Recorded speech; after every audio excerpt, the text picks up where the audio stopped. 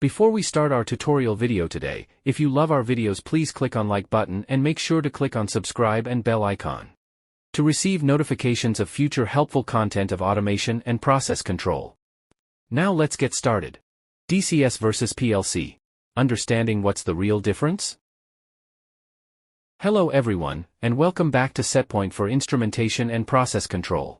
In today's video, we are going to answer a very common and important question in industrial automation. What is the difference between DCS and PLC? And more importantly, when should you use each one? Let's get started. What is a PLC? PLC stands for Programmable Logic Controller. A PLC is mainly designed for discrete control and fast logic operations. You will find PLCs widely used in manufacturing lines, machines, packaging systems, conveyors, batch processes. PLC stands for Programmable Logic Controller. A PLC is mainly designed for discrete control and fast logic operations. PLCs are known for high-speed response, flexibility, ease of programming, lower initial cost. They are perfect when you need fast switching, interlocks, and machine-level control. What is a DCS? DCS stands for Distributed Control System. A DCS is designed for large-scale continuous processes, such as oil and gas plants, refineries, power plants, chemical and petrochemical industries. The key idea behind DCS is distribution. Control is distributed across multiple controllers, all connected to a central operator system. DCS systems focus on process stability, high availability, redundancy, advanced process control.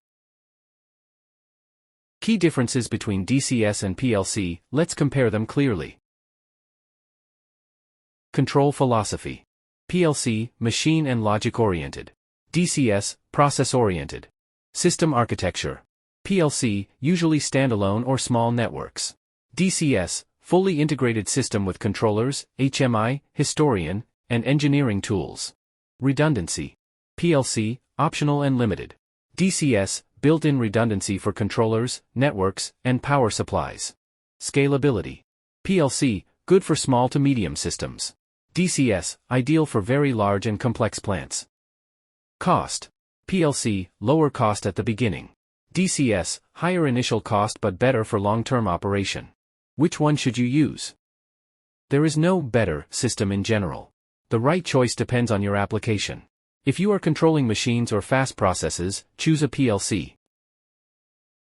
If you are controlling a large continuous process, choose a DCS. In modern plants, you will often find both PLCs and DCS working together.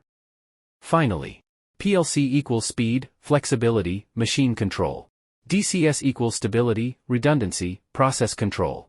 Understanding this difference is essential for every instrumentation and control engineer.